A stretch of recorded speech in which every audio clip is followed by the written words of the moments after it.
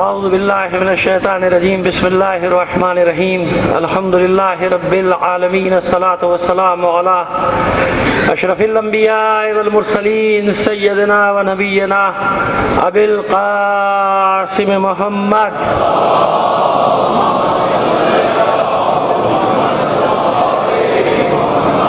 وآلہ الطیبین الطاہرین المعصومین ولعنۃ اللہ علی اعدائہم اجمعین من الآن الی قیام یوم الدین اما بعد فقد قال اللہ تعالی فی کتابہ المبین وہو اصدق القائلین وقولہ الحق بسم اللہ الرحمن الرحیم تبارک الذی بیدہ الملک وہو علی کل شیء قدیر الذی خلق الموت والحیات لیبلوکم ایکم احسن عملا.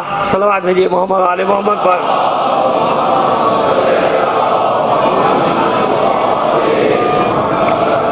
آپ سے درخواست گزار ہوں مرحوم سید وجاہت حسین زیدی وجاہت جاوید زیدی ابن سید یاسین علی زیدی اور اپنے مرحومین اور تمام شہداء ملت کو شامل کر کے ایک سورہ فاتحہ پڑھ کر بخش دیجیے گا.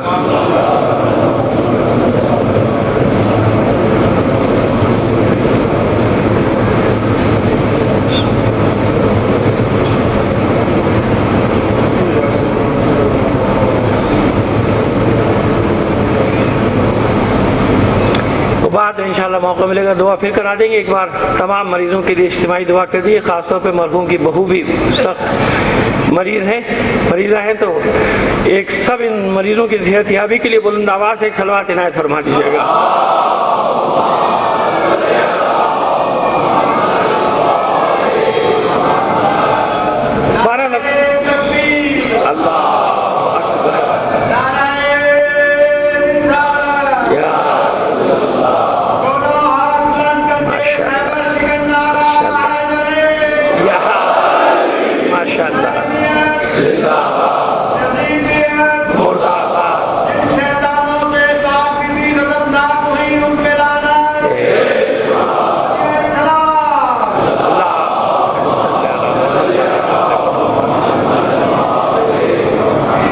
گزارش ہے کہ تھوڑا تھوڑا سمٹ آئیں گے تو لوگ مزید جو آ رہے ہیں ان کے لیے جگہ بنتی ہے کہ آگے کافی جگہ ذرا سا بیٹا جو جوان ہے خاص طور پہ اٹھ کے آگے آتے جائیں گے تو آسانی ہو جائے گی. بزرگ اپنی جگہ بیٹھے رہیں. اللہ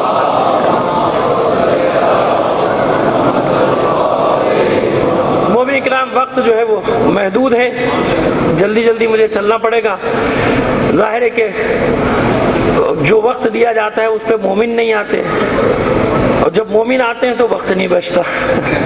یہ مسئلہ یہ ہمارے ساتھ اکثر ہوتا ہے. تو ہم نہ کسی خان سے گلا کر سکتے ہیں, نہ کسی اسلام پڑھنے والے سے گلا کر سکتے ہیں, نہ کسی ناظم سے گلا کر سکتے ہیں, کیونکہ سب کی پرابلم یہی ہے کہ جب وہ بیچارے پڑھنے بیٹھے ہوئے ہوں تو کوئی سننے والا نہیں ہوتا. جب سننے والے آ جائیں تو پڑھنے کا وقت نہیں بچتا. اور مجھے بہت شدت کے ساتھ احساس ہے کہ بہت عمدہ اور محمد والے محمد بلند تر صلوات.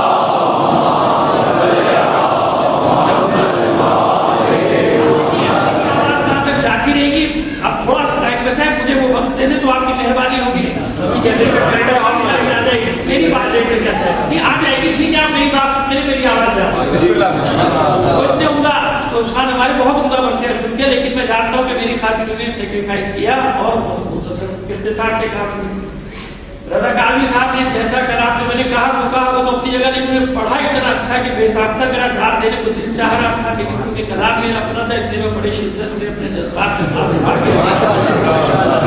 لیکن اب میں یہاں سے کہہ رہا ہوں کہ بہت عمدہ نے بہت اس کو ادا کیا.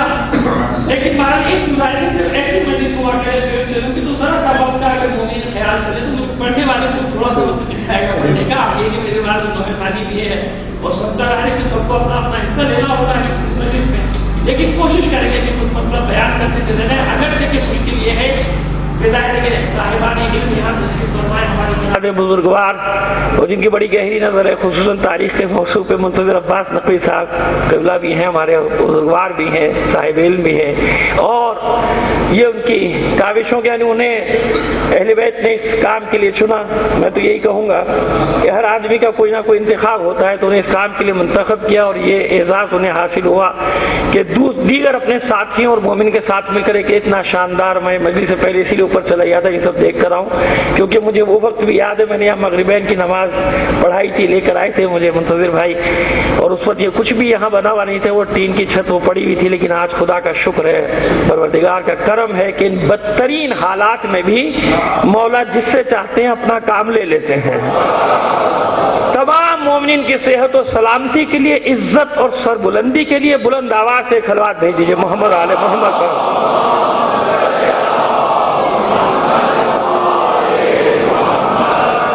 मुहतरम, बात है कि सीधी सीधी मौत पर बात करेंगे, क्योंकि ज़ाहिर है कि चेलूम की मजलिस है। बाबरकत है वो ज़ात जिसके कब्ज़े कुदरत में ये कायनात का निज़ाम है। बेयदिल मुल्क, ये मुल्क उसका है, असल मालिक हकीकी वो है। बेयदिल मुल्क व हुवा अला कुल्लि शैइन क़दीर, और वो हर शय पर कादिर है। ये तकरार की क्या जरूरत है, कुरान मजीद में 12 तकरार किया गया लफ्ज़ इन्नल्लाह अला कुल्लि शैइन क़दीर व हुवा अला कुल्लि शैइन क़दीर, अल्लाहु अला कुल्लि शैइन क़दीर। ये मुख्तलिफ अंदाज में उसकी कुदरत का, अपनी कुदरत का परवरदिगार ने इजहार किया है। तो ये मालूम है, एक बार कह दिया आपको, जो नहीं मानेगा वो बार बार तकरार के बावजूद नहीं मानेगा, और जिसने मान लिया उसने मान लिया। तकरार क्यों की जा रही कि वह हुआ अला कुल्लि शैइन क़दीर, वो हर शय पर। आखिर ये कुदरत का इजहार बार बार क्यों? अच्छा, हर शय पर कादिर होने का मतलब क्या हुआ? अब अगर कोई सवाल कर बैठे आपसे कि अच्छा ये बताइए कि ये जो जुर्म हो रहा है, ये जो कत्ल हो रहा है, ये जो डाका पड़ रहा है, ये जो बेईमानी हो रही है, वो डाका मुख्तलिफ किस्म का होता है। कभी इंफरादी होता है, कभी इज्तिमाई होता है, कभी कौम पर डाका डाला जाता है, कभी घर पे डाका डाला जाता है, कभी इतना बड़ा डाकू होता है कि पूरी दुनिया पे डाके डाल रहा होता है। तो ये डाकुओं की कैटेगरीज है, आप नीचे से ऊपर तक चले जाएंगे आपको नजर आता है। और आजकल तो बड़ी आसानी से समझ में आ रहा है। कल जब हम समझाते थे तो किसी की समझ में नहीं आता था, अब सबकी समझ में आ रहा है कि एक आदमी को लूटने वाला डाकू अलग है, 2 आदमी को लूटने वाला अलग है, घर को लूटने वाला अलग है, शहर को लूटने वाला अलग है, मुल्क को लूटने वाले की अलग कैटेगरी है, कौम पर डाका डालने वालों की अलग कैटेगरी है, और जो सबसे बड़े हैं वो पूरी दुनिया पे डाके डाल रहे हैं। ये कैटेगरी है। तो खैर, अब ये जो कुछ भी हो रहा है ये कौन करा रहा है? नहीं भाई, ये तो अल्लाह नहीं करा सकता। तो फिर आपने कैसे कहा कि हर शय पर कादिर है? तो कुरान मजीद में तो इरशाद हुआ अला कुल्लि शैइन क़दीर, वो हर शय पर कादिर है। माज़अल्लाह, झूठ बोलने पे माज़अल्लाह, समझाने के लिए अर्ज कर रहा हूं, झूठ बोलने पर नहीं भाई ये कैसे हो सकता है? सादिक है, वो तो सबसे बड़ा सच्चा है, उसे कैसे उसके लिए बात हो सकती है? तो फिर हर शय पर कादिर कैसे हुआ? इसीलिए बार बार तकरार की जा रही है, हर शय पर कादिर है, हर शय पर कादिर है। असल में इस्लाम के बाद जो पैदा हुए नजरियात तो पैदा हुए, ये 2 नजरिए हमेशा से मौजूद हैं किसी न किसी शक्ल में। एक अपने जराइम पर पर्दा डालने के लिए, जराइम की तौजीह करने के लिए इस नजरिए को, इस अकीदे को गढ़ता है कि भाई जो कुछ भी है अल्लाह की मर्जी से हो रहा है। अल्लाह ना चाहता तो ऐसा ना होता, अल्लाह ने चाहा तो हो गया। तो अब इस नजरिए को कहा जाता है जबर का अकीदा या मुजब्बरा, या जो भी कह ली, मुख्तलिफ जबानों में इसके मुख्तलिफ नाम रहे, लेकिन आम जो इस्लाम के बाद जो आम नाम हो वो हुआ मुजब्बरा कहलाया। ये यानी जबर के कायले के हर चीज में जबर है, जो होता है वो अल्लाह की मर्जी के तहत हो रहा है। क्यों? वो भी इसी आयत का हवाला देते हैं कि वह हुआ अला कुल्लि शैइन क़दीर, हर शय पर अल्लाह कादिर है। और फिर उसके लिए बड़ी जबरदस्त दलील गढ़ के लाते कि हुस्न क़ुब है, फेल कुछ नहीं, जो अल्लाह करे वही अच्छा है, हम ना समझे वो और बात, लेकिन जो अल्लाह कर रहा है वही ठीक है। वहां फिर कोई कभी फेल नहीं रहता, क्योंकि अल्लाह की तरफ से माज़ अल्लाह हो रहा है। ये मैंने 2 जुमलों में, चंद जुमलों में जो आपके सामने बयान किए, इसमें बड़ी बड़ी किताबें एक दूसरे के खिलाफ और मुआफ़िक़त में लिखी गई हैं। मुजब्बरा अकीदा कहलाता है, जिसका लुब्ब-ए-लुबाब ये कि जो कुछ भी हो रहा है सब अल्लाह की तरफ से हो रहा है। अब ये नतीजा गढ़ा क्यों गया, ये अकीदा गढ़ा क्यों गया, इस बात को पहले याद रखिए, जवाब तो हम बाद में देंगे। पहले इसकी वजह बता दें कि इसकी इल्लत पैदाइश क्या है। इस अकीदे की पैदाइश का सबब ये हुआ कि कुछ मुजरिमों को बचाना था। समझ गया? کچھ غاصبوں کو بچانا تھا، کچھ لٹیروں کو بچانا تھا، کچھ ڈاکوؤں کو بچانا تھا، کچھ قاتلوں کو بچانا تھا، کچھ ظلم کرنے والوں کو بچانا تھا، ان کے ظلم پر پردہ ڈالنا تھا۔ لہذا بڑے بڑے لوگوں نے، غزالی جیسے لوگوں نے کہہ دیا خبردار یزید کو برا نہ کہو، کیا پتہ اللہ معاف کر دے۔ سمجھ میں آئی میری بات جو میں کہنا چاہ رہا ہوں؟ اب کیوں یہ عقیدہ پیدا ہو کہ نہیں وہ تو اللہ کی مرضی سے ہوا؟ معاذ اللہ کہ اللہ نے کوئی اسٹیج سجایا کہ ایک کو ہیرو بنایا، ایک کو ولن بنایا، ہیرو کو اچھا کام کرنے کا ایوارڈ دے گا، ولن کو بھی ایوارڈ دے گا، بھائی بے شک برا کردار کیا مگر میری ہدایت کے مطابق کیا۔ فرعون نے اتنا زبردست کریکٹر انجام دیا اپنا، لہذا ایوارڈ تو اس کو بھی ملنا چاہیے۔ یہ کوئی آسکر ایوارڈ یا اکیڈمی ایوارڈ کا مقابلہ ہے کہ ہر ایک کو انعام دیا جائے گا؟ سمجھ رہے ہیں آپ بات کو کہ بھئی جو ہوا اللہ کی مرضی سے، تو جب جو ہوا اللہ کی مرضی سے ہوا تو بھئی فرعون پہ لعنت کیوں؟ قرآن مجید میں فرعون پہ لعنت کیوں؟ بھئی اس کی بھی تعریف ہونی چاہیے کہ اللہ نے جو اسے جو کریکٹر دیا بہترین طریقے سے نبھایا۔ ابو لہب کے ہاتھ کیوں ٹوٹ جائیں؟ بھئی اللہ نے چاہا تو اس نے ایسا کیا، اللہ کی مرضی کے بغیر تو پتا بھی نہیں کھڑکتا۔ پتہ یہ سمجھ میں آ رہا ہے محاورہ کیوں پیدا ہوا کہ ہر کام میں اللہ کی مرضی؟ تو یہ ساری مرضیاں کیوں لائی گئیں؟ تاکہ بنو امیہ کو بچایا جائے، یزید کو بچایا جائے، قاتلان حسین کو بچایا جائے کہ بھئی جو ہوا اللہ کی مرضی تھی، اپنی زبان سے کسی کو برا نہ کہنا۔ اس لیے اللہ نے ظالمین، قاتلین اور غاصبین پر لعنت بھیج کر بتا دیا۔ قرآن مجید میں کہ یہ مت سمجھنا اللہ کی قدرت کا مطلب یہ نہ سمجھنا کہ ہر برا فعل بھی تم اللہ کی طرف پلٹا دو۔ اللہ سے کبھی کوئی قبیح فعل صادر نہیں ہوتا، تو جب نہیں ہوتا تو پھر قدرت کہاں رہی؟ نہیں، قدرت ہے۔ قدرت ہونا اور بات ہے، فعل کا سرزد ہونا اور بات ہے۔ آپ اپنے گھر میں اپنے بال بچوں میں قدرت رکھتے ہیں کہ نہیں؟ اب یہ بعض لوگ نہ کہیں کہ نہیں ہمیں تو دل میں سوچو کہ نہیں ہمیں تو قدرت نہیں ہے، ہمارے گھر میں تو قدرت کسی اور کے ہاتھ میں ہے۔ تو چلو کسی کے ہاتھ میں تو ہے نا۔ اپنے گھر پہ قدرت رکھتا ہے کہ نہیں رکھتا؟ اپنے بچوں پہ قدرت رکھتا ہے کہ نہیں رکھتا؟ اپنے سامان پہ قدرت رکھتا ہے کہ نہیں کرتا؟ رکھتا۔ اب میں آ کے کہوں نہیں آپ اپنے گھر پہ قادر نہیں ہیں، آپ یہ کیسی بات کر رہے ہیں؟ میرا گھر ہے، آپ اپنے بچوں پہ قادر نہیں ہیں، آپ اپنے سامان پہ قادر نہیں ہیں۔ اچھا آپ قدرت رکھتے ہیں سامان پہ؟ ذرا ٹی وی توڑ کے دکھائیے اپنا، آپ کا ہے نا سامان، ٹی وی اٹھا کے پھینکیے سڑک پہ، آگ لگائیے پردوں کو، کیا کریں گے آپ؟ معاذ اللہ، معذرت کے ساتھ اگر بے وقوف آدمی تو یہ ثابت کرنے کے لیے کہ میرا سامان اٹھا کے پھینکنا شروع کر دے گا، کچن میں جا کے برتن بھی توڑنا شروع کر دے گا، میرے ہیں توڑو یا رکھوں۔ لیکن اگر عاقل انسان ہوگا تو کیا کہے گا کہ بابا قدرت کا مطلب یہ تھوڑی ہے کہ میں کوئی ایسا فعل انجام دوں جو حکمت و دانائی کے خلاف ہو۔ بچے میرے ہیں، چھوٹے بچے میرے ہیں، معصوم بچے میرے ہیں، سڑک پہ کیسے مچل مچل کے ہاتھ چھڑانا چاہتا ہے، چھوڑ دیجئے۔ چھوڑیں گے آپ؟ کیوں بھائی آپ کا بچہ ہے، قدرت ہے آپ کو حاصل، ارے چھوڑ دیجئے بچے کو۔ نہیں، کیونکہ بچہ نہیں جانتا اسی لیے تو مچل رہا ہے کہ فائدہ نقصان کیا ہے۔ یہ تو ماں باپ جانتے ہیں کہ اس کا ہاتھ چھوڑنے میں نقصان ہے، وہ اسے فائدے نقصان کو سمجھتے۔ تو قدرت کا ہونا اور ہے، فعل کا سرزد ہونا اور ہے، اس لیے بار بار تکرار کر رہا ہے پروردگار کہ میں نے ہی خلق کیا ہے، میں نے ہی تمہارے دل و دماغ میں الہام کیا ہے اچھائی کو برائی کو، لیکن تم سے برائی کرواتا نہیں، تمہیں سمجھا دیا۔ فَأَلْهَمَهَا فُجُورَهَا وَتَقْوَاهَا کہ یہ برائی ہے یہ اچھائی ہے، کرنے نہ کرنے کے ذمہ دار تم خود ہوگے۔ پھر فرمایا اِنَّا هَدَيْنَاهُ السَّبِيلَ اِمَّا شَاكِرًا وَإِمَّا كَفُورًا۔ اپنے جرائم کو اس طرف نہ پلٹانا کہ اللہ نے چاہا تو ایسا ہوا، ہم نے تو ہدایت کر دی تھی، راستہ بھی دکھا دیا تھا، اب چاہے شکر گزار بندے بنو چاہے کفر کرنے والے بن جاؤ۔ یعنی اپنے اچھے برے فعل کے ذمہ دار تم خود ہو، اگر تم نہ ہوتے تو پھر جزا و سزا کا تصور کیسا؟ پروردگار اس کو جزا کیوں اچھے کام کی؟ تو نے چاہا اس نے اچھا کام کر دیا۔ اس کو سزا کیوں جہنم کی؟ تو نے چاہا یہ کر دیا۔ آپ نے کبھی سنا جانوروں کے لیے جزا سزا کا تصور ہے اسلام میں، قرآن میں، حدیث میں کہیں ہے؟ نہیں ہے۔ کیوں؟ وہاں جبر ہے، وہاں جبر ہی جبر ہے۔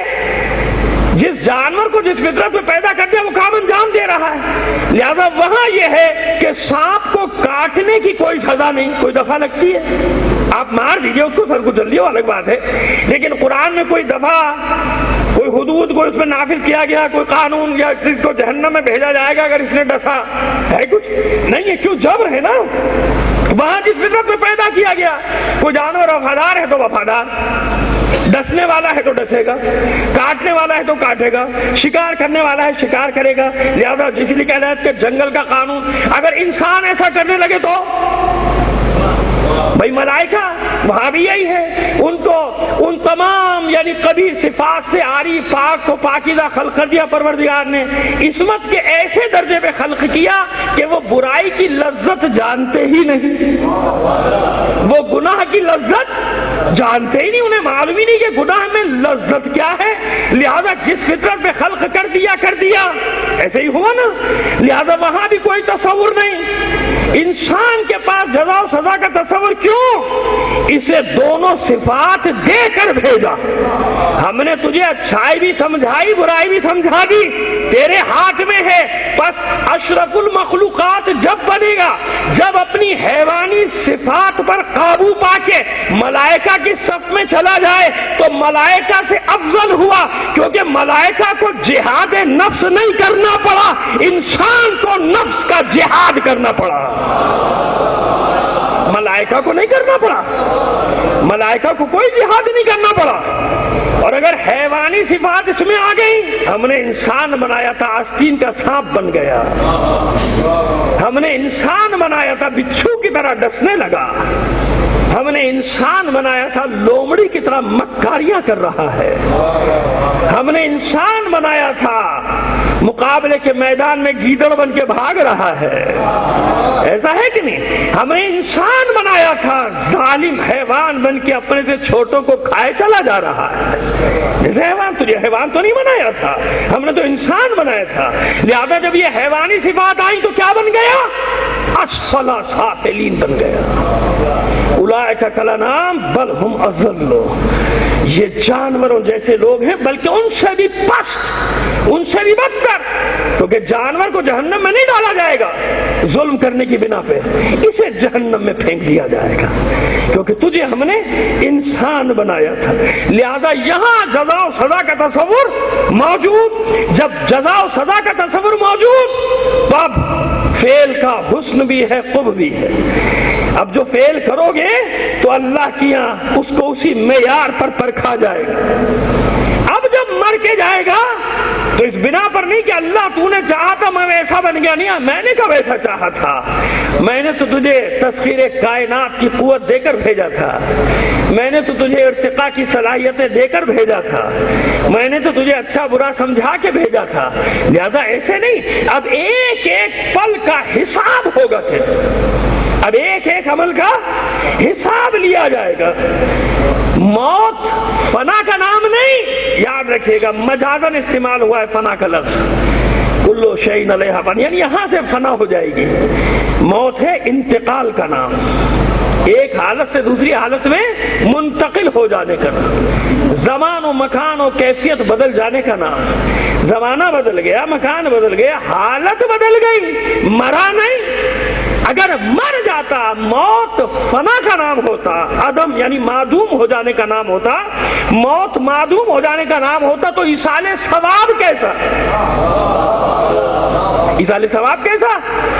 کہ ایصال ثواب کے لیے قرآن پڑھ رہا ہوں، اس مرحوم کو ثواب پہنچے، مجلس کروا رہے ہیں ثواب پہنچے، ماتم کروا رہے ہیں ثواب پہنچے، غریبوں کو کھانا کھلا رہے ہیں فلاں کے ایصال ثواب کے لیے، روح کے ایصال ثواب کے لیے، تو بس کیا بتایا پروردگار نے کہ نہیں، جسم سے رشتہ منقطع ہوا ہے، روح سے رشتہ تمہارا منقطع نہیں ہوا، جسم کہیں بھی ہو اور تم کہیں ہو، ملک چھوڑ کے چلے جاؤ، جس جگہ رہتے ہو اپنے مرحوم کے ایصال ثواب کے لیے جو عمل انجام دو گے اس کا تعلق اس کی روح کے ساتھ موجود رہے گا۔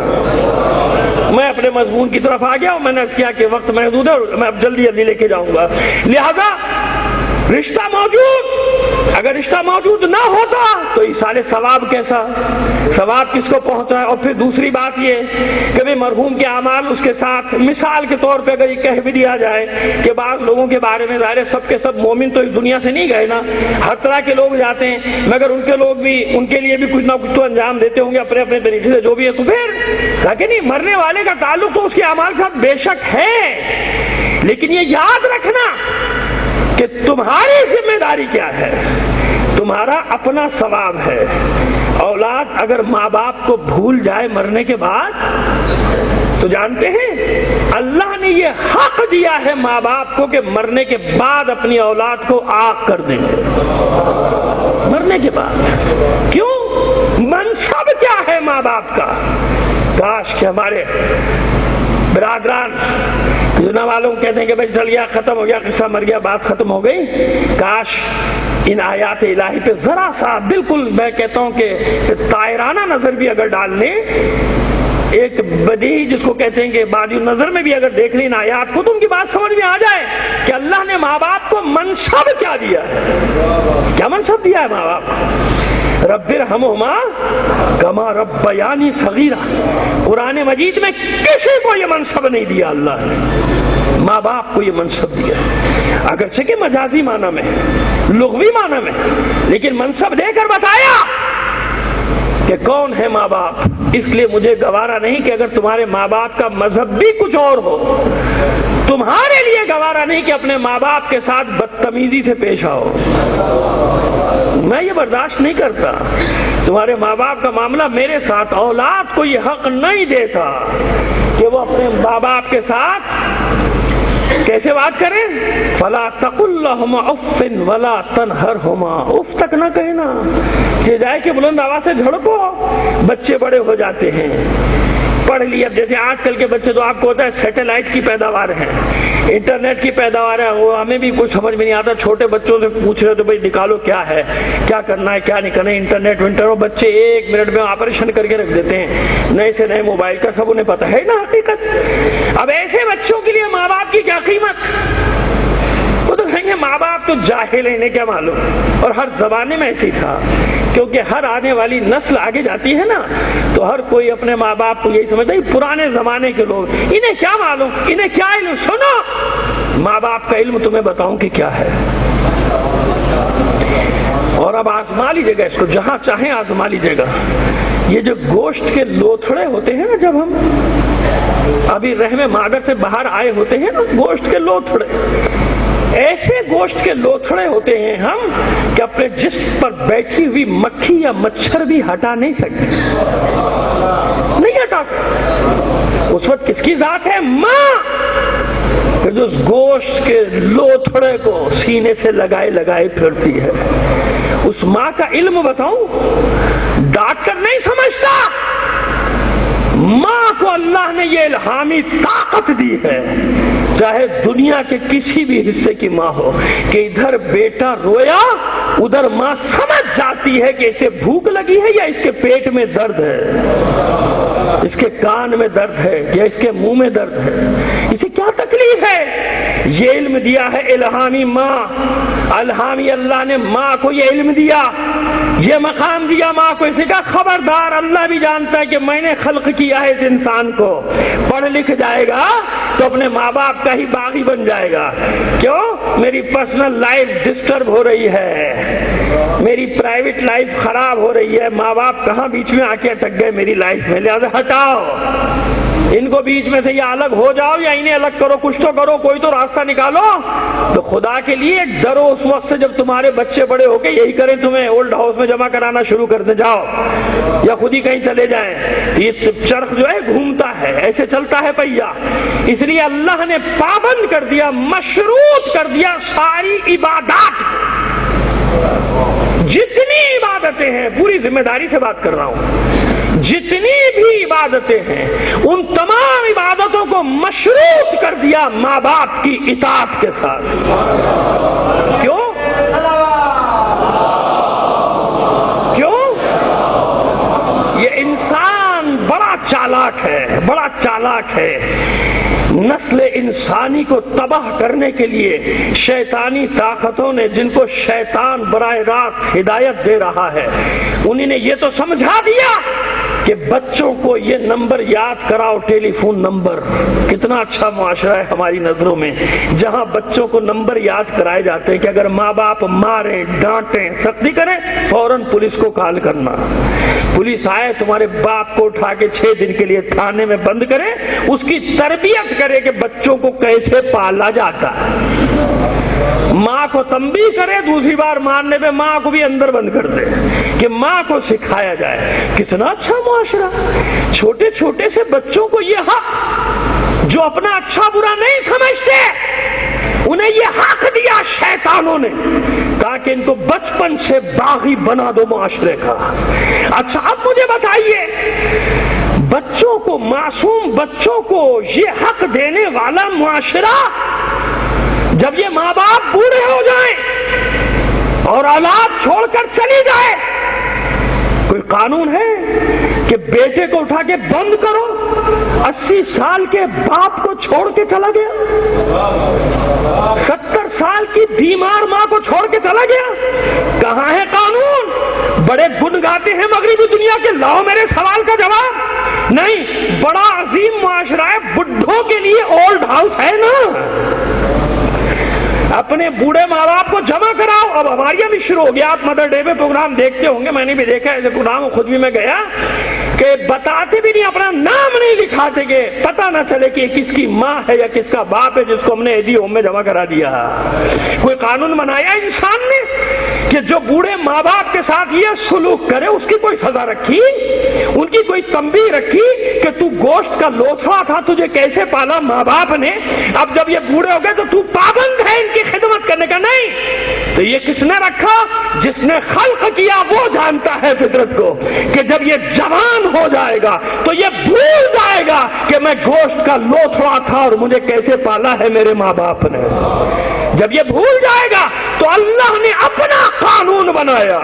اچھا اب ساری عبادتیں مشروط کر دی، کچھ بھی بن جاؤ، اگر ماں باپ کی بے احترامی کی تو عبادتوں سمیت تمہیں جہنم میں ڈال دوں گا تمہاری.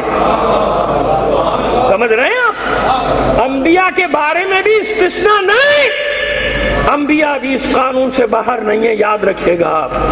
اب مثالیں دیتا چلا جاؤں تو نہ معلوم کتنی ہو جائے گی، بس وہی حسرت رہتی کہ تھوڑا سا وقت مل جاتا تو میں اور بہت ساری باتیں، لیکن مجھے اور بھی 2-3 باتوں کو کرنا ہے آپ کے ساتھ. تو انبیاء بھی اسی لیے پیغمبر ختمی مرتبہ صلی اللہ علیہ وآلہ وسلم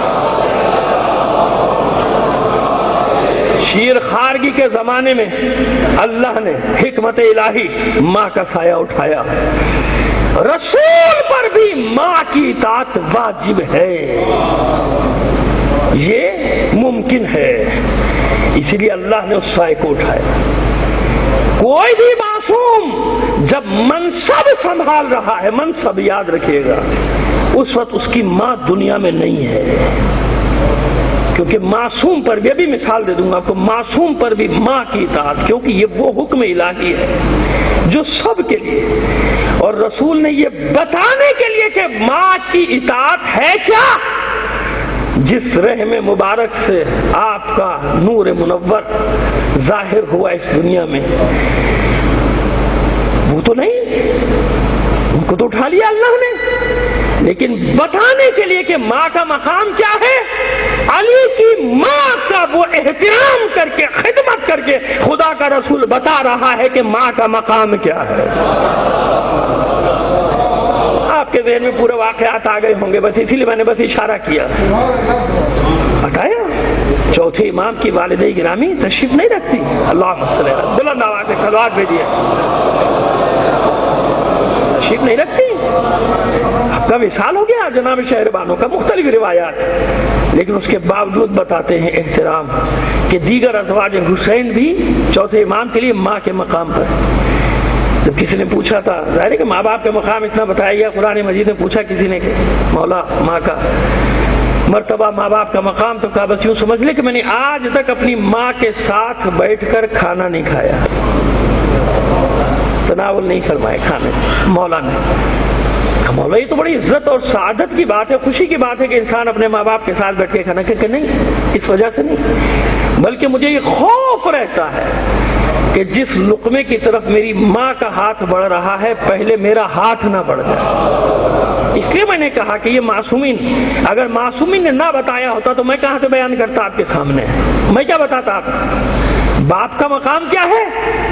کائنات کا امیر, کائنات کا مولا, مولا عارفان, مولا متقیان علی ابن ابی طالب علیہ السلام فرماتے ہیں. ہم عزیزو, ہماری ایک بڑی مشکل یہ ہے کہ ہم مولائی تو ہیں, کبھی کوشش نہیں کرتے سمجھنے کی کہ مولا کیا چاہتا ہے, کہ میرا چاہنے والا کیسا ہو. میری التجا ہے, اپیل ہے, گزارش ہے آپ سے کہ اپنے بچوں کو کم سے کم وہ تعلیمات تو بتائیں نا, تاکہ وہ پتہ چلے اس کو ایک دنیا میں کے سامنے آئے کہ مولائی کہتے کسے ہیں. یا دنیا کا کوئی شعبہ ایسا نہیں جس میں معصومین نے رہنمائی نہ فرمائی ہو کہ کیسے زندگی گزارو.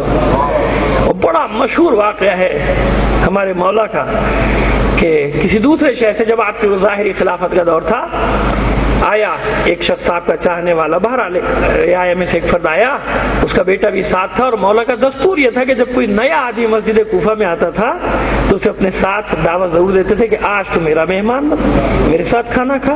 یہ دستور تھا, ہر امام کا یہ دستور تھا, اور اسی لیے ہر امام کے دسترخوان مشہور ہیں, اور دوسرے امام کا دسترخوان کی تو خیر رونقی کیا ہے, بات ہی کیا ہے. تو اب وہ امام ان دونوں کو لے کر آئے, اب جو کچھ بھی آپ جانتے ہیں, مولا کی جو غذا تھی, جو خوراک تھی, وہ رکھا. اس کے بعد اس زمانے میں دستور تھا کہ میزبان مہمان کے ہاتھ دھلاتا تھا. آج بھی جو اپنے اقدار کی حفاظت کرتے ہیں, ویلیوز کی حفاظت کرتے ہیں, وہ یہ کام ضرور کرتے ہیں کہ بے شک واش بیسن سے ہی لیکن تولیہ ہی لے کے کھڑے ہو جاتے ہیں, کیونکہ جانتے ہیں کہ مہمان ہے, اس نے مجھے عزت دی ہے. یاد رکھیے, مہمان میزبان کے لیے عزت بن کر آتا ہے. کسی کے گھر کوئی مہمان آئے تو یہ اس کی عزت ہوتی ہے اللہ کی طرف سے, کہ اسے اس قابل سمجھا اللہ نے کہ مہمان بھیجے. اور جب رزق تنگ ہو تو میں ہمیشہ ایک بات, اور یہ بالکل عملی بات کر رہا ہوں, آپ سے کوئی ایسی بات نہیں کر رہا کہ خواہ مخواہ کی ایک روایت آپ کے سامنے پیش کر دوں, تجربہ کر کے دیکھ لیجیے گا. جب رزق میں آپ کو یہ احساس ہو کہ تنگی ہو رہی ہے, مہمان لانا شروع کر دیجیے گھر میں. لوگ مہمانوں سے گھبراتے ہیں, فون نہیں اٹھاتے, راتوں سے بھائی مشکل ہو جائے گی, مصیبت ہو جائے گی, کہاں سے آ گئے, اسلام آباد میں رہتا ہوں, کراچی میں رہتا ہوں, یہ مہمان اور علت پالو, یہ ایک اور مصیبت آ گئی. تو یہ بہرحال زمانے کے اپنے اپنے طریقے ہیں, دستور ہیں اور ضروریات جو بھی ہے. لیکن میں جو آپ کو بتا رہا ہوں وہ حقیقت یہ ہے کہ جب رزق تنگ ہونے لگے مہمان لانا شروع کر دو. یہ وعدہ ہے اللہ کا کہ مہمان صرف اپنا رزق نہیں لائے گا بلکہ تمہارا بھی لے کر آئے گا. بات ہے یقین کی, اور بالکل تجربے کی بات بتا رہا ہوں آپ کو کہ اپنا نہیں آپ کا بھی رزق لے کر آئے گا بھائی. وہ اس لیے مہمان کی عزت کرتے تھے لوگ, اس لیے مہمان کو سراخوں میں بٹھاتے تھے, اس لیے اگر صرف ایک آدمی کا کھانا ہے تو مہمان کے سامنے رکھ کے علی چراغ گل کر دیتا تھا تاکہ میرا مہمان یہ نہ دیکھے کہ میں نہیں کھا رہا. کچھ تو سیکھتے نا, سیکھنے کی کوشش نہیں کرتے. ہم شور شرابے کو سمجھتے ہیں کہ ہم بڑے مولائی ہو گئے. ارے کبھی دیکھو تو صحیح, علی ہے کیا؟ یہی تو علی پر ظلم ہوا کہ دشمنوں نے کسی اور طرح سے نہیں مانا, چاہنے والوں نے کسی اور طرح پہچانا, کسی نے بھی نہیں علی کو.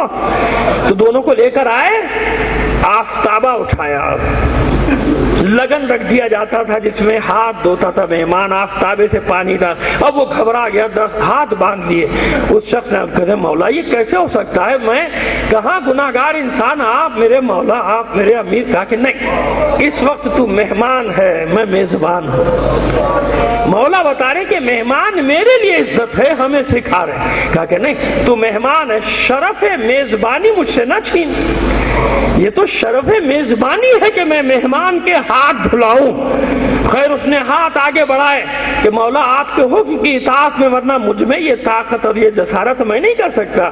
مولا اس کے ہاتھوں پہ پانی ڈال دیں. جب وہ ہاتھ دھو چکا اب وہ بیٹا بھی خوش تھا اس کا کہ آج مجھے بھی سعادت ملے گی، اپنے شہر جا کے لوگوں کو بتاؤں گا کہ میں مولا کے گھر مہمان بنا تھا، مولا نے میرے ہاتھ دھلائے تھے. مولا نے ظرف پانی کا رکھا اور اس لڑکے سے کہا کہ اب اپنے بھی ہاتھ دھو لے بیٹا. خیر اس نے اپنے ہاتھ دھو لیے، لیکن بہرحال ایک رنجیدگی کی لہر تو نظر آ گئی نا پیشانی پہ. تو مولا مسکرائے. کہا میں سمجھ گیا، مجھے معلوم ہے کہ تو کیا سوچ رہا تھا اور کیا ہوا، لیکن یاد رکھ جب بھی تو اکیلا میرا مہمان بنے گا میں اسی طرح تیرے ہاتھ دھلاؤں گا. لیکن آج تو اپنے باپ کے ساتھ آیا ہے اور اللہ نے باپ اور بیٹے کو ایک مقام نہیں دیا ہے. یا پھر علی کیسے دے دے گا وہ مقام؟ علی بھی نہیں دے سکتا وہ مقام جو باپ اور بیٹے کے درمیان حد ادب ہے. اس حد ادب کا تقاضا یہ ہے کہ جو خدمت میں نے تیرے باپ کی ہے اس کے سامنے تیری نہ کروں، کیونکہ وہ دونوں کا مرتبہ ایک ہو جائے گا نا. تو سمجھ میں آ رہی ہے؟ یہ ہے تعلیمات، یہ ہے تعلیمات مولا کی کہ بتا رہے کہ باپ کا مقام کیا، ماں کا مقام کیا. ہم یہ کہتے ہیں کہ ماں باپ کو پتا کیا، ہم زیادہ عالم فاضل بن گئے. وہ اس وقت عالم تھے جب تو گوشت کا لوتھڑا تھا. اس لیے اللہ نے قانون بنایا اپنا، بچوں کے لیے نہیں بنایا. بچوں کے لیے تو حکم دیا اطاعت واجب ہے ماں باپ کی تم پر، بلکہ ان بچوں کے بڑے ہونے پر ان کو پابند کر دیا، ساری عبادتوں کو مشروط کر دیا کہ اگر ماں باپ ناراض گئے کوئی عمل تمہارا قبول کرنے والا میں نہیں ہوں. کوئی عمل، کوئی استثناء نہیں ہے کہ آپ کسی کام کو استثناء سمجھیں، کوئی استثناء نہیں. ماں باپ جس کے راضی نہیں، حسین کیسے راضی ہو جائے گا؟ میں یوں کہہ دوں کہ جو اپنے ماں باپ کو راضی نہیں رکھ سکتا وہ ماں باپ کے مولا حسین کو کیسے راضی کر دے گا؟ اس سے آسان الفاظ میں نہیں سمجھا سکتا آپ کو. یہ اخلاقیات کی باتیں کہ انسان اپنے آپ کو پتہ نہیں کہاں کا لے آتا ہے، شور شرابہ کرتا ہو. سمجھ میں یہ باتیں تو سمجھو کہ اہل بیت چاہتے کیا ہیں. حسین اسی سے خوش ہے جس نے اپنے ماں باپ کو خوش رکھا. اور میں اگر جنگوں کی مثالیں دیتا چلا جاؤں تو میرے سامنے پورے ایک ذہن میں پوری قطار روایات کی بنتی چلی آ رہی کہ کہاں کہاں رسول نے، علی نے، حسین نے صرف اس خاطر جوانوں کو میدان جنگ سے واپس بھیج دے کہ جاؤ بوڑھے ماں باپ کی خدمت کرو، تمہارا جہاد ہو گیا. بہت جیسے جنگ میں رسول نے ایک جوان کو واپس کر دیا تھا کہ جب اس نے پوچھا جو آیا ہے کہ اللہ جانتا ہے کہ میں جہاد کے شوق لے کر آیا ہوں، آپ کا حکم سن کر آیا ہوں کہ جو تلوار اٹھا سکتا ہے وہ آ جائے. کبھی تو پریشان کیوں؟ کہ نہیں کوئی پریشانی نہیں، بس ایک مجھے فکر کھائی جا رہی ہے خدا کے رسول کہ میرے دونوں ماں باپ بہت ضعیف ہیں، کوئی ان کی خدمت کرنے والا نہیں، میں اکیلا، لیکن میں یہ قربانی دے کر آیا ہوں اور میرے ماں باپ نے اجازت بھی دے دی. میرے بوڑھے ماں باپ نے مجھے اجازت دی ہے، میں اجازت سے آیا ہوں، مجھے جہاد کی. رسول نے سینے سے لگا کر کہا، حالانکہ احد جیسا معرکہ پیش آنے والا، کہا جا تیرا جہاد قبول ہو گیا، اپنے ماں باپ کے کلیجے کی ٹھنڈک بن جا، جا اپنے بوڑھے ماں باپ کی خدمت کر. یہ اللہ کا رسول، یہ مولا کا، یہ حسین کا، ان سب کا کردار تعلیم ہمیں کیا دے رہا ہے. اور ہم اس معاشرے کے ظلم و ستم کے ستائے ہوئے لوگ ہم سمجھ ہی نہیں رہے کہ یہ شیطانی سازش ہی یہ ہے کہ تمہاری اخلاقی اقدار کو ختم کر دیا جائے، تمہاری خاندانی اقدار کو ختم کر دیا جائے، ایسا بنا دیا جائے کہ بچے بچیاں تو تکا کر کے ماں باپ سے بات کریں اور اس کو فیشن سمجھا جائے، اس کو ماڈرنائزیشن کا اور یہ جدید زمانے کا تقاضا سمجھا جائے کہ بیٹی شان سے اپنے ماں باپ کے سامنے اپنے دوستوں کو لے کر آئے، کہے میرے دوست ہیں. سمجھ میں آ رہی ہو؟ میں اسے زیادہ آگے نہیں جانا چاہتا. شیطانی کھیل کا حصہ ہے کہ گھروں سے بھاگے ہوئے لڑکے لڑکیوں کو ہیرو ہیروئن بنا کر پیش کیا جائے چینلز کے اوپر، ان کے پیچھے این جی اوز کا شیطانی گروہ آ جائے ان کا دفاع کرنے کے لیے. نہ ان چینل والوں کو یہ معلوم، نہ ان این جی اوز کے ٹھیکے داروں کو یہ معلوم کہ جس کے گھر سے بچی بھاگ جائے اس کا باپ خودکشی کر لیتا ہے، جس کے گھر سے بیٹی چلی جائے اس کی ماں پاگل ہو کے کنویں میں چھلانگ لگا دیتی ہے، جس کے گھر سے بچی بھاگ جائے اس کے بہن بھائی راتوں رات شہر چھوڑ کے بھاگ جاتے ہیں کہ گمنامی کی زندگی گزارے تاکہ کوئی ہمیں پہچان نہ سکے۔ انہیں تو بریکنگ نیوز مل جاتی ہے، انہیں نیوز الرٹ مل جاتا ہے، انہیں نہیں معلوم کہ خاندان تباہ ہو گئے، رشتہ داروں سے کوئی تعلق نہ رہا اب اس خاندان کا، کوئی بتانے کو تیار نہیں کہ میرے عزیز تھے۔ سمجھ میں آ رہا ہے یہ شیطانی کھیل؟ کیوں جانتے ہیں یہ بچے بچیاں کہ کسی بھی اخبار یا چینل کے دفتر میں جائیں گے اور یہ ہمیں ہیرو بنا کے پیش کر دیں گے، ان کے پیچھے وکیل بھی آ جائیں گے، جج بھی آ جائیں گے، سب ان کی حمایت میں آ جائیں گے، بھائی ان کا حق ہے، ارے حق ہے تو کرو، دنیا میں تماشا کیوں دکھا رہے؟ تاکہ اور بچے بچیوں کو شے دی جائے۔ تو دم غنیمت جانو اور مجالس حسین کا صدقہ سمجھو کہ کچھ لوگ یہ باتیں کرنے والے تمہارے درمیان باقی ہیں۔ ڈرو اس وقت سے جب یہ چند لوگ بھی نہ رہے، تو پھر جو ہونے والا ہے وہ پھر اللہ ہی حافظ ہے اس کا۔ لہذا یہ مجالس کا صدقہ ہے کہ یہاں سے تمہیں یہ علم تو ہو جائے کہ ہمارے معاشرے پر ہم پر کہاں کہاں سے حملے ہو رہے ہیں، کس کس طرح سے۔ جسم کی موت موت نہیں ہے، مولا نے جو فرمایا کہ بعض جو تمہیں چلتے پھرتے نظر آ رہے ہیں یہ لاشیں ہیں، مردہ ہیں، ان میں زندگی نہیں ہے، اور بعض مر کے بھی زندہ رہتے ہیں، مر جاتے ہیں۔ آپ حدیث سنتے رہتے ہیں، میں اس کے بعد 2-4 منٹ میں اس کا خلاصہ کر دوں گا۔ کیوں اہل بیت کا چاہنے والا زندہ ہے؟ کیوں زندہ ہے؟ یاد رکھیے، جماعتات ہوں، نباتات ہوں، اس میں تفصیلی مجالس پڑھ چکے ہیں، اور بھی علماء نے پڑھی ہیں، کوئی میں نے اکیلے کارنامہ انجام نہیں دیا۔ جماعتات، نباتات، حیوانات، انسان، یہ سب ایک دوسرے کے ارتقاء کے لیے قربانی دیتے ہیں۔ جماعتات قربانی دیتے ہیں نباتات کے لیے، نباتات قربانی دیتے ہیں حیوانات کے لیے، بڑی تفصیل ہے، بہرحال سمجھنے والے سمجھ جاتے ہیں، اور حیوانات قربانی دیتے ہیں انسان کے لیے، وہ ارتقائی شکل ہے۔ جماعتات کی ارتقائی شکل ہے نباتات میں تبدیل ہو جانا، ارتقائی شکل ہے نا۔ جڑ کوئی باہر سے تو نہیں لے کے گیا پودا، وہی مٹی تو ہے نا جو جڑ بن رہی ہے، تنے بن رہے ہیں، ارتقائی شکل ہے اس مٹی کی، جڑ بن رہی ہے۔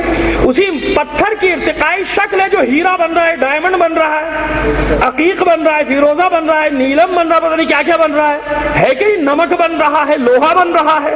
ارتقائی شکل ہے تو مرا نہیں، بلکہ جس میں ارتقاء کی صلاحیت ہے وہ منتقل ہوتا ہے ایک حالت سے دوسری حالت میں، اور بقا کے راز کو پا لیتا ہے۔ یعنی ترقی کرنے کے لیے اپنی اس حالت کو فنا کرنا ضروری ہے۔ نباتات جو باقی رہتے، کون سے نباتات باقی ہیں؟ وہی جو انسانوں اور حیوانوں کی غذا بنتے ہیں۔ کبھی ان کی قلت ہوئی، کبھی کچھ ہوا کہ یہ بوٹی کم پڑ گئی یا وہ بوٹی کم پڑ گئی، نہیں، کیوں؟ شکل بدل رہا ہے، ارتقائی شکل میں جا رہا ہے، اپنے سے بڑے کے لیے قربان ہو رہا ہے، لہذا بچ رہا ہے، باقی رہ رہا ہے، اللہ اس کی نسل کو بچا رہا ہے۔ حیوان کبھی آپ نے کوئی مہم چلتے دیکھی؟ حالانکہ بہت سے جانور ایسے نا جن کی نسل بچانے کے لیے انجمنیں بنائی گئی ہیں، تنظیمیں بنائی گئی ہیں، اس جانور کو بچاؤ، شیر کو بچاؤ، ہاتھی کو بچاؤ، تیندوے کو بچاؤ، فلاں جانور کی نسل ختم ہو رہی ہے، پانڈو کو بچاؤ، پتہ نہیں پانڈو ہے یا جو بھی اس کا تلفظ ہے مجھے تو پتہ نہیں، اس کو بچاؤ، تیندوے کو بچاؤ، فلاں چیز کو بچاؤ، وہ اژدہا ختم ہو رہا ہے اس کو بچاؤ، فلاں چیز۔ آپ نے کبھی مہم سنی کہ بکری بچاؤ، گائے بچاؤ، مرغی بچاؤ، اونٹ بچاؤ؟ کیوں؟ حالانکہ دنیا میں ہر روز کروڑوں کی تعداد میں یہ جانور ذبح ہوتا ہے، کیونکہ اپنے سے اعلیٰ کے لیے قربان ہو رہا ہے، تو اللہ نے اس کی نسل کی بقا کی ضمانت لے لی ہے۔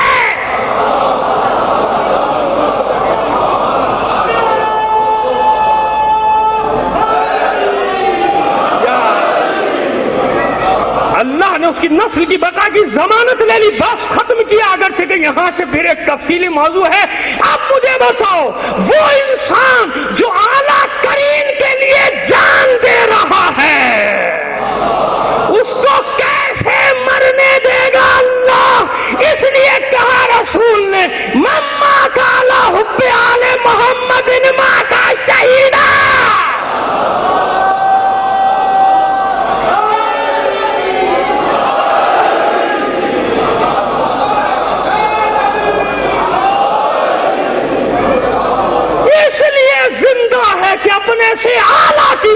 وقت میں جا رہا ہے، اعلیٰ ترین پر جو قربان ہو رہا ہے، یہی سارے شہداء کا قصہ ہے۔ میں نے تو ایک اصول دے دیا آپ کو کہ ہر شہید اس لیے ہے کہ اعلیٰ پر قربان ہو رہا ہے۔ جب اعلیٰ پر قربان ہو رہا ہے تو پھر موت کیسی ہے؟ اس لیے ہمارا مرنے والا موت سے ہمکنار نہیں ہوا، شہید ہوا، کیونکہ اپنے سے اعلیٰ پر جا رہا ہے۔ اور پھر جو جیسی خدمت کر کے جاتا ہے ویسے ہی باقی رہتا ہے۔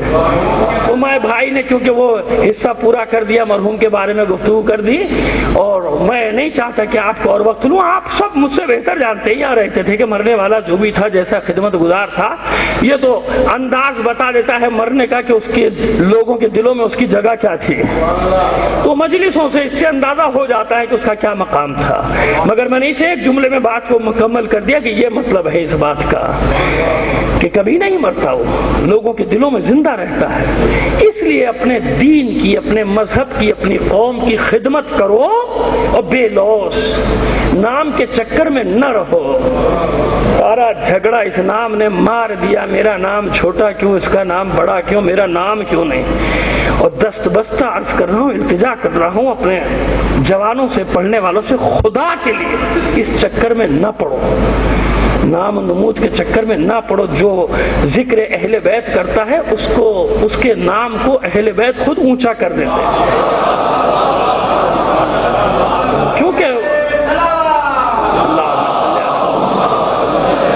نہیں کرو ایسا۔ بڑا عجیب سا لگتا ہے کہ وہ پڑھنے سے پہلے، چاہے میں اپنے اوپر رکھ کے کہہ دوں تاکہ کسی کو برا نہ لگے، مجھے شرم آتی ہے کہ میرے پڑھنے سے پہلے اگر کوئی لمبا چوڑا تعارف کرانا شروع کرتے ہیں۔ ہم کیا ہیں، ہماری حیثیت کیا ہے بابا؟ کتنی بڑی یہ زندگی ہے، جو عزت دے دی ہے مولا نے، جو عزت دے دی اللہ نے، ہم تو اس قابل بھی نہیں ہیں بھائی۔ لہذا یہ شوق ختم کر دو، اس شوق نے تباہ کر دیا قوم کو کہ نام و نمود میرا پورا یہ لمبا چوڑا تعارف ہو، نہیں ہو تو پڑھوں گا ہی نہیں۔ کیا کر رہے ہو، کس پر احسان کر رہے ہو بھائی؟ یہی عزت کم ہے کہ پڑھے لکھے لوگ نیچے بیٹھے ہوں، مجھ جیسا طالب علم اوپر بیٹھا ہو۔ یہ عزت کم ہے جو اللہ نے دے دی، جو حسین نے دے دی۔ سوچ، مگر وہی بات ہے اولی الالباب کے لیے یہ سب باتیں، جو عقل رکھتا ہے، جو دل رکھتا ہے، سمجھ میں آتا ہے، جو صاحبان بصیرت وہ اس بات کو سمجھتے ہیں کہ بابا دھوکہ ہے، دھوکہ ہے، دھوکہ، سب ختم ہو جائے گا، کچھ نہیں بچے گا۔ مگر جو عزت اللہ دیتا ہے وہ اشتہار نہیں دے سکتے تمہیں۔ اللہ کی دی ہوئی عزت دائمی ہے، حسین کے در سے جو عزت ملے وہ دائمی ہے۔ اس راز کو جو پا جاتا ہے وہ حر بن کے چلا آتا ہے۔ بس ختم کر دیا میں نے آپ کی زحمتوں کو۔ کربلا نے سب تو سکھا دیا، اس راز کو جو پا لیتا ہے حر بن کے ادھر آ جاتا ہے۔ جون حبشی غلام ایک عام انسان ہے، اس کو آپ نہ سمجھے کوئی بہت بڑا آدمی اپنے زمانے کا، نہیں، مگر وہ یہ راز جانتا تھا کہ حسین کے قدموں پہ جان دینے کا مطلب یہ ہے کہ قیامت تک علیہ السلام بن جاؤں گا۔ عزیزو، جناب حر تو پھر بھی بہت بڑی شخصیت تھے اپنے زمانے میں، آخر سردار تھے، ان کا ایک قبیلہ تھا، تو بہت بڑے انسان تھے۔ جون کیا تھا؟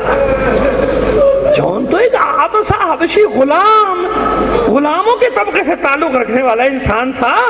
حسین نے کہاں سے کہاں پہنچایا، کہاں سے کہاں، اور جون نے تو اجازت بھی جانتے ہیں آپ کیسے لی تھی، عجیب انداز سے لی تھی کہ جب آئے ہیں 70 سال سے زیادہ کا سن ہے جناب جون کا، آئے کہ مولا بس میں اب میدان میں جانے کی اجازت دیں، تو حسین نے منع کر دیا تھا، کہا نہیں جون تم ضعیف ہو گئے، بوڑھے ہو گئے، تم پر سے جہاد ساقط ہو گیا، جاؤ میں تمہیں آزاد کرتا ہوں، تم جاؤ جہاں جانا ہے چلے جاؤ۔ بس یہ ذہن میں رہے کہ چوتھے امام کی غلامی میں تھے اس وقت۔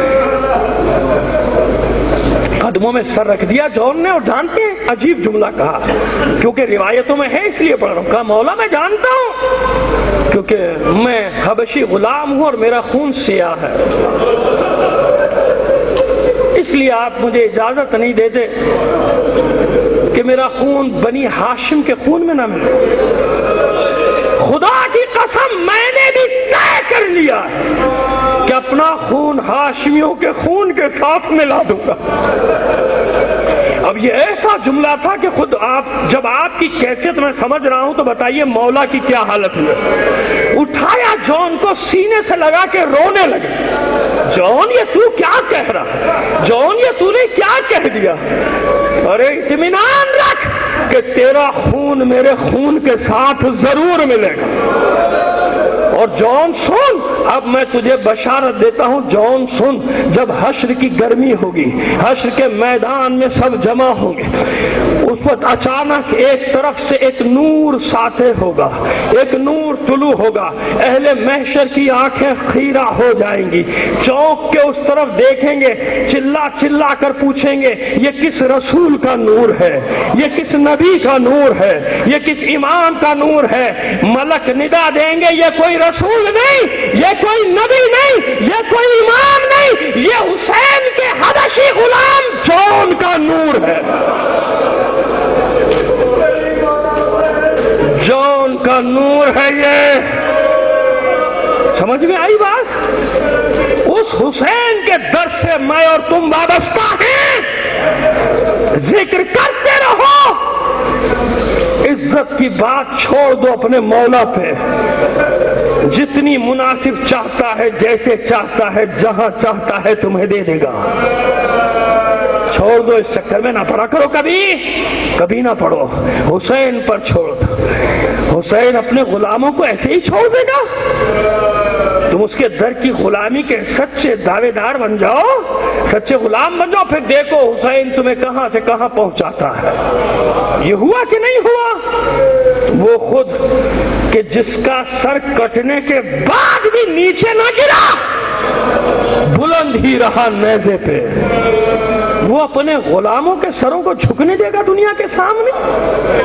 مت گھبراؤ، دنیا کے ظلم و ستم سے اور ان سازشوں سے جو مکتب کے خلاف ہو رہی ہیں، جب تک یہ فرش عزا آباد ہے، ساری دنیا مل کر بھی آئے کچھ نہیں بگاڑ سکتی شیعان حیدر کرار کا۔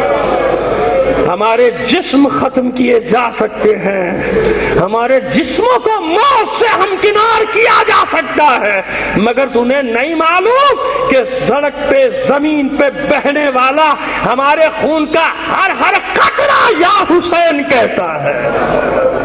جتنے شہید ہوتے ہیں اس سے زیادہ حسین کا غم منانے والے پیدا ہو جاتے ہیں۔ ہاں بس کربلا میں مجھے ایک سر نظر آیا کہ جو نو کے نیزہ پر نہ تھا، سب سر نیزوں پہ تھے، حتیٰ کہ چند مہینے کے علی اصغر کا سر بھی نیزے پر تھا، علی اکبر کا سر بھی نیزے پر تھا۔ روایت نہ ہوتی تو یقین جانے میں کبھی پڑھنے کی ضرورت بھی نہیں کرتا، لیکن ہے، اور پھر بھی میں اس کو ہلکا کر کے سبک کر کے پیش کر رہا ہوں، کیونکہ میں اتنا سخت پڑھ نہیں سکتا۔ بس ایک سر تھا کہ جب کوفے میں یہ قافلہ داخل ہوا ہے تو حیوان کی گردن میں لٹک رہا تھا۔ میں نے عرض کیا نا کہ آپ مطلب تک پہنچ گئے ہیں، مگر میں بالکل سبک کر کے پڑھوں گا، زبردستی رلانے کی کوشش میں اتنے سخت روایات نہیں پڑھتا، کیونکہ میں جانتا ہوں کہ ذکر ہی اس ہستی کا ایسا ہے جو کافی ہے۔ تو حیران ہو کر کوفے کے لوگوں نے سپاہیوں سے پوچھا تھا یہ سب سر تم نے نیزوں پہ بلند کیے، یہ ایک سر حیوان کی گردن میں کیوں ہے؟ تو انہوں نے جواب دیا کہ اس میں ہمارا قصور نہیں، جب اس سر کو نیزے پہ بلند کرنے کی کوشش کی جائے یہ نیچے گر جاتا ہے۔ آخر یہ سر ہے کس کا؟ تو سپاہیوں نے بتایا کہ اس لشکر کے علمدار عباس کا سر ہے۔ مجھے نہیں معلوم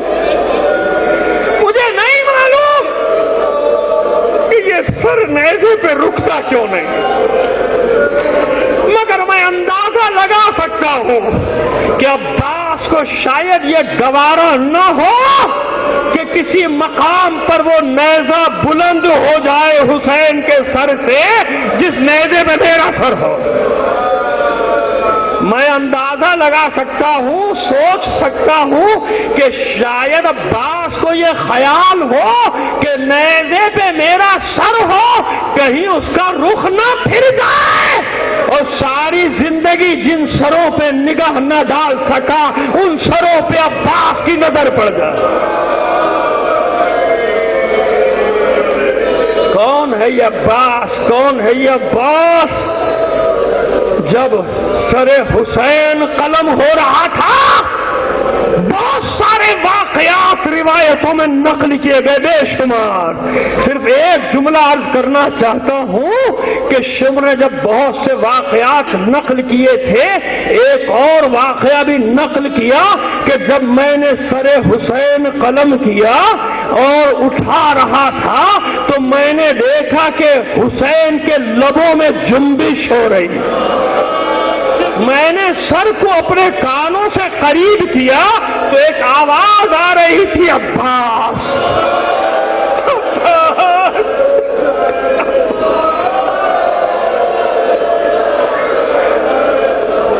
ارے کیا تھا یہ عباس حسین کے لیے؟ کیا تھا میرا مولا عباس زینب کے لیے؟ ام المؤمنین کو یقین نہ آتا تھا. حالانکہ انصاف سے بتاؤ جس روز عاشورہ کا واقعہ ہوا مدینے میں خبر پہنچی تھی یا نہیں؟ پہنچی تھی. خاک جو رسول نے دی تھی جناب ام سلمہ کو سرخ ہوئی کہ نہیں ہوئی؟ پرندے خون حسین میں اپنے پروں کو رنگین کر کے روضہ رسول کے گنبد پہ پہنچے یا نہیں پہنچے؟ ارے لوگ آنے جانے والے بتاتے ہوں گے یا نہیں؟ لیکن ایک ہی خاتون تھی ام المؤمنین جو یقین نہیں کرتی تھی میرا عباس ساتھ ہے. نہیں ہو سکتا، نہیں ہو سکتا. کس کی مجال ہے حسین کا سر کاٹ دے؟ میرا بیٹا ساتھ ہے، میرا بیٹا ساتھ ہے. لیکن ایک دن ایسا آیا جب منادی نے ندا دی ہے، بی بی گھر سے باہر نکلی، بشیر کے فرس کی لجام کو تھام کر کہا کیا بکا ہے؟ کون؟ حسین قتل کیا گیا. بشیر کہتا ہے بی بی سنا نہیں؟ ارے زہرا کا لال، علی کا بیٹا، رسول کا نواسا حسین 3 روز کا پیاسا کربلا میں قتل کر دیا گیا، پشت گردن سے ذبح کر دیا گیا.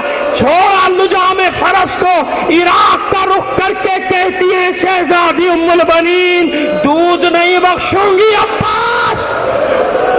میں نے کہا تھا حسین کا ساتھ نہ چھوڑنا، یہ تو نے کیا کر دیا؟ بشیر نے امامہ پھینکا، سر پیٹا، منہ پیٹا. کہتے او بی بی میں سمجھ گیا عباس کی ماں ہے تو ام المؤمنین، ایسے نہ کہے اپنے بیٹے کو. ارے جب تک تیرے عباس کے بازو سلامت تھے کسی کی مجال تھی حسین کے نزدیک آ جاتا. عزادارو یہی وہ سب سے بڑی مصیبت جو ام المؤمنین بھی یاد کرتی تھی. ارے میرے بیٹے کو جب گرایا گھوڑے سے جب اس کے بازو نہ تھے، میں تو جب جانتی میرے عباس کے بازو سلامت ہوتے اور کوئی اسے گھوڑے سے گرا دیتا. یہی وہ سب سے بڑی مصیبت جو مولا نے خود بیان کی. ارے جب کوئی شہید گھوڑے سے گرتا تھا ہاتھوں کا سہارا لیتا تھا، میرے ہاتھ بھی نہ تھے، میں اس طرح سر کے بل آیا تھا جتنے تیر تھے میرے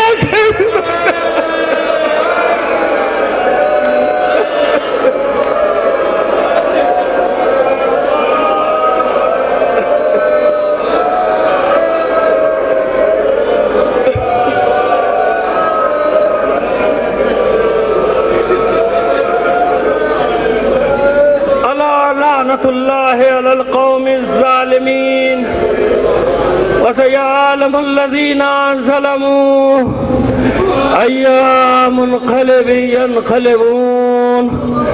باری اللہ اس مجلس اور اس میں جو بھی اعمال انجام دیے گئے سب کا ثواب مرحوم کی روح کو پہنچا دے.